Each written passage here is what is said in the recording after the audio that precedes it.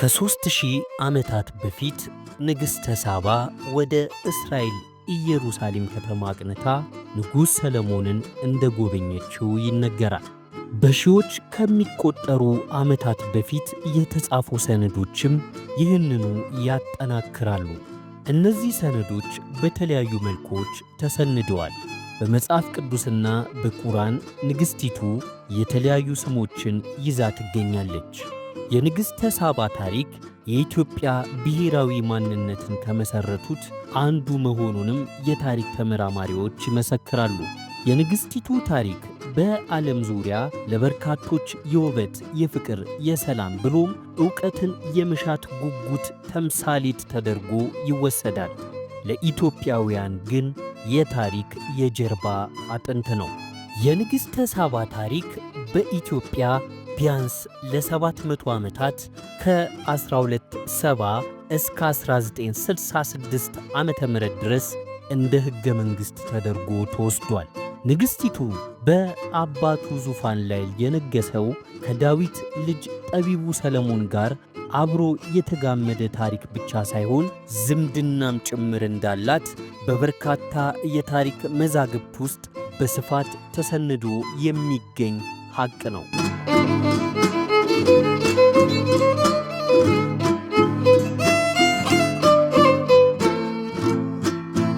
ሰላም ውድ የጃምቦ ቲዩብ ቤተሰቦች እንደምን ከርማችኋል? እነሆ ዛሬ ለሺህ ዓመታት ታላቅ አሻራውን የጣለው አሁንም ድረስ የብዙዎችን ቀልብ የሚስበው ታሪክ ኃያሏ ደንግባቷ ስለሚያምረው ንግሥተ ሳባ አስገራሚ ድንቅ ታሪኳን ከተለያዩ የታሪክ ማስታወሻ መጻሕፍትና ከዘመናዊው ድረገጽ በመቃረም ያሰባሰብነውን ጥንቅር ወደ እናንተ ለማድረስ ተገኝተናል። በየዕለቱ የምንጭናቸውን አስተማሪ፣ አዝናኝና ግሩም የሆኑ ፕሮግራሞችን ለማግኘት ጃምቦ ዩቲዩብን ላይክ፣ ሼር እና ሰብስክራይብ በማድረግ አብራችሁን ቆዩ።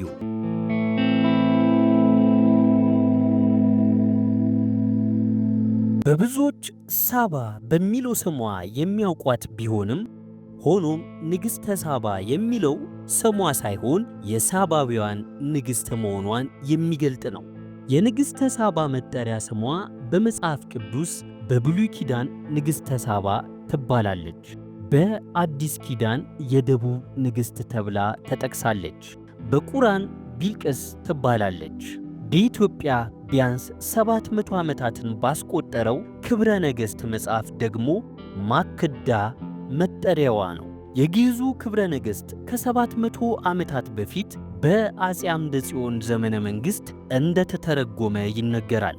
ከብሉይ ኪዳን ከአረብ መዛግብትና ከኢትዮጵያ ጥንታዊ ጽሑፎች ተወጣቶ የተዋቀረው ክብረ ነገሥት ንግሥቲቱ ንጉሥ ሰለሞንን እንዴት እንደጎበኘች በዝርዝር ይተርካል። ንግሥተ ሳባ የነገሰችው በአክሱም አቅራቢያ በጥንቱ አጠራር ሳባ በምትባለው ከተማ ነው። ንግሥተ ሳባ በአባቷ በአጋቦስ ወይም ተዋሲያ እግር ተተክታ ኢትዮጵያን መግዛትና ማስተዳደር የጀመረችው ከክርስቶስ ልደት በፊት ከ1013 ጀምሮ ነው።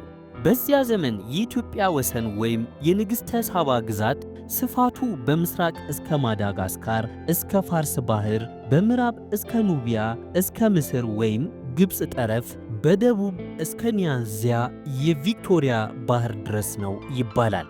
በሷ ዘመን በኢትዮጵያ የአረብ፣ የግብፅ፣ የህንድ፣ የኢየሩሳሌም ሰዎች የዘመኑን ሸቀጣሸቀጥ፣ ልብስ፣ ሽቶ፣ ዕጣን፣ ወርቅና ሌሎች አስፈላጊ ሸቀጦችን ይነግዱ ነበር። በጊዜው በኢየሩሳሌም የነገሰው የዳዊት ልጅ ሰለሞን ነበር። ንግሥተ ሳባ በኢትዮጵያ፣ ጠቢቡ ሰለሞን በእስራኤል ነግሰው በነበረበት ዘመን ታምሪን የሚባል ነጋዴ ከኢትዮጵያ ወደ ኢየሩሳሌም እየተመላለሰ ይነግድ ነበር። ለንግሥቷ ሳባና ለንጉሡ ሰለሞን ግንኙነት ምክንያት ይህ ነጋዴ እንደሆነ የታሪክ መዛግብት ይጠቅሳሉ። ታምሪን ጥሩ ዕቃዎችን ከኢትዮጵያ ገዝቶ ወስዶ ለንጉሡ ሰለሞን ካስረከበ በኋላ ሲመለስ የሰለሞን የቤተ መንግሥት ሥነ ሥርዓትና ጥበቡንም ክብሩንም ሁሉ ለንግሥተ ሳባ ይነግራት ነበር። አንዳንድ ታሪኮች ሁለቱ ነገሥታት ከመገናኘታቸው ቀደም ብሎ በዚህ ነጋዴ አማካይነት በሀገራቸው የማይገኙ ዕቃዎችን በስጦታ መላላክ ይለዋወጡ እንደነበር ይገልጣሉ።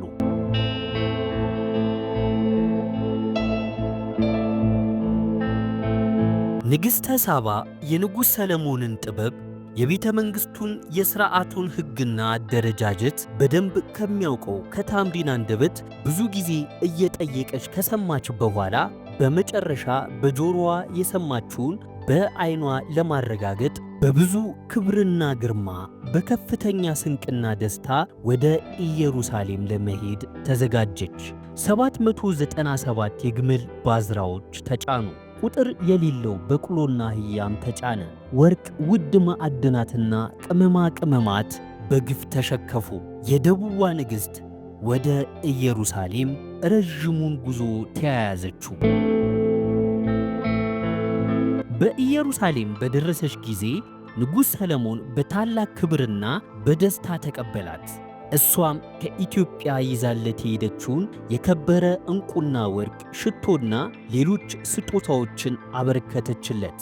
ንጉሥ ሰለሞንም ስጦታውን በክብር ተቀብሎ ልዩ ማረፊያ ቦታ መርጦ ለእሷና ለአጃቢዎቿ አዘጋጀላቸው።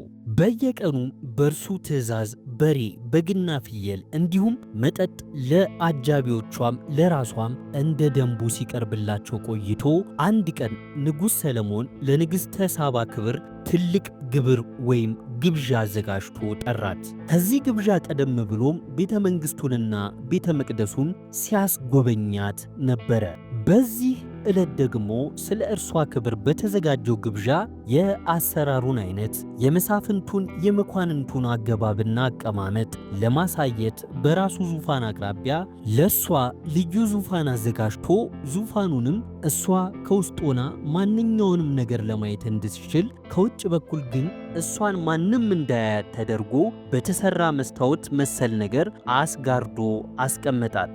በዚህ ባማረ ዙፋን ተቀምጣ የመሳፍንቱን፣ የመኳንንቱን፣ የወታደሩን አገባብና አቀማመጥ፣ በየክፍሉ የሚያገለግሉትን የወይን ጠጅ አሳላፊዎችን ሰራተኞችን አለባበስና የሥራቸውን ቅልጥፍና እየተመለከተች ተደነቀች። ግብዣው ሲጠናቀቅም ንጉሥ ሰለሞን ንግሥተ ሳባን ሊያናግራት እርሷ ወዳለችበት ዙፋን አመራ። እርሷም የጥበብህንና የራስህን ነገር እዚህ ሆኜ በዐይኔ ተመለከትኩ፣ በሀገሬ ሳለሁ ከሰማሁት እጅግ ይበልጣል በማለት አድናቆቷን ገለጸች። ከዚያም ወደ ተዘጋጀላት ቦታ ለመሄድ ስትጠይቀው መሽቷልና እዚህ እደሪ አላት። እንዳስደፍረኝ በአምላክህ በእስራኤል አምላክ ማልልኝ አለችው። ንጉሡም እንዳልደፍርሽ እምልልሻለሁ፣ ነገር ግን አንቺም በቤቱ ውስጥ ያለውን ሁሉ እንዳትዳፈሪ ማይልኝ አላት።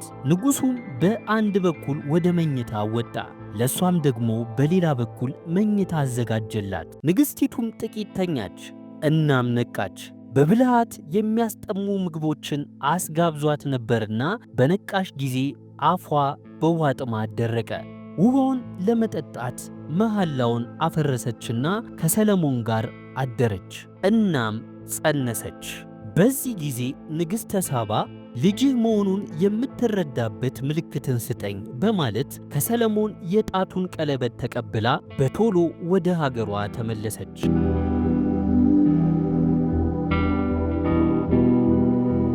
ንግሥተ ሳባ ከነአጃቢዎቿ ወደ ሀገሯ ስትመለስ የኤርትራን ባህር ተሻግራ በሐምሴን አውራጃ ማይብላ ከተባለው ቦታ ስትደርስ ወንድ ልጅ ወለደች።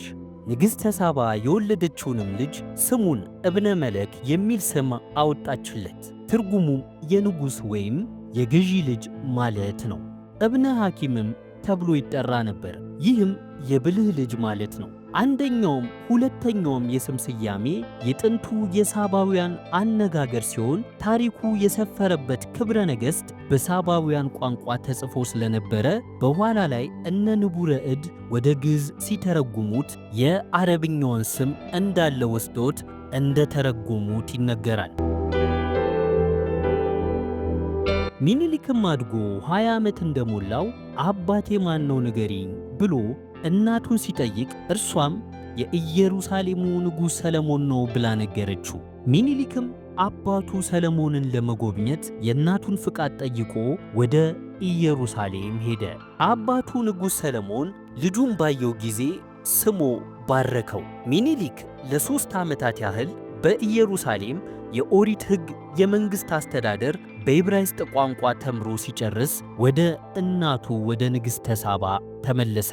ሲመለስም ንጉሥ ሰለሞን ልብሰ መንግሥት አልብሶ ከ12ቱ ነገደ እስራኤል 12,000 የዕብራዊ የበኩር ወንድ ልጆችን ከእያንዳንዱ ነገድ 1,000 ማለት ነው የዳዊትን ልጅ ወንድሙን ጨምሮ ብልሆችንና አዋቂዎችን መርጦ ከተማሩትም ካህናት እንዲሁ ከመሳፍንቱ ልጆች 22 ታላላቅ ሹማምንት ጋር የኢትዮጵያ ንጉሠ ነገሥት ይሆን ዘንድ ልብሰ መንግሥቱን አሰፍቶ ቅባ ሜሮን በሊቀ ካህናቱ በሳዶቅ አስቀብቶ ከክርስቶስ ልደት በፊት በ982 ወደ ኢትዮጵያ ሸኘው።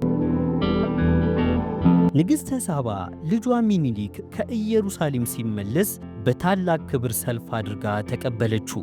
ሚኒሊክና ሰዎቹ ወደ ኢትዮጵያ ሲመጡ አዛርያስ በሚባለው ሊቀ ካህን አማካይነት በልዑል እግዚአብሔር ጣቶች ተቀርጾ ለሙሴ የተሰጠውን እውነተኛ ጽላት ወደ ኢትዮጵያ አብሮ መጣ። ጽላቱ በአሁን ሰዓት በአክሱም ጽዮን ቤተ ክርስቲያን አምላክ በመረጣቸው ሰዎች እየተጠበቀ እንደሚገኝ ነው የሚታወቀው። ከዚያም ንግሥተ ሳባ ሚኒሊክን ተቀብላ በሕይወት እያለች በኢትዮጵያ አነገሰችው። ንግሥተ ሳባ በኢትዮጵያ ለመንገሷ ከታላቁ መጽሐፍ ቅዱስ ጀምሮ በሁሉም ታሪካዊ መጽሐፎች ውስጥ የተረጋገጠ መሆኑ እንዳለ ሆኖ ገናና ንግሥትና በጥበብ የተሞላች እንደነበረችም ይታወቃል። የቀዳማዊ ሚኒሊክ በኢትዮጵያ መንገስ በሀገሪቱ ለ1000 ዓመታት የዘለቀው ሰለሞናዊ ሥርወ መንግሥት ጅማሬ ሆኗል። ንግሥቲቱን ከኢትዮጵያ ውጪ የእኛ ናት የሚሉም አሉ። ሸባ የሚለው ስያሜ አሁን የመን ተብሎ በሚጠራው አገር የሳባ የአረብ ንጉሣዊ ግዛት መጠሪያ ነው ሲሉ የጻፉም አሉ። ለኢትዮጵያውያን ንግሥተ ሳባ ከነስሟ ማክዳ ትባላለች። የኢትዮጵያ ንግሥት ስለመሆኗም የታሪክ ተመራማሪዎች የአክሱም ስልጣኔ ቅሪቶችን እንዲሁም በአክሱም ጽዮን ይገኛል የሚባለውን ታቦተ ጽዮንን እንደ ማስረጃ ያቀርባሉ። ንጉሠ ነገሥት አፄ ኃይለ ሥላሴ በ1966ቱ አብዮት ከሥልጣናቸው ሲወገዱ ግን ለ3000 ዘመናት የዘለቀው ሰለሞናዊው ሥርወ መንግሥት አስተዳደር በኢትዮጵያ ማብቂያው ሆኗል። ሆኖም የንግሥተ ሳባ አሊያም የማክዳ ታሪክ ዛሬም ድረስ ሕያው ነው።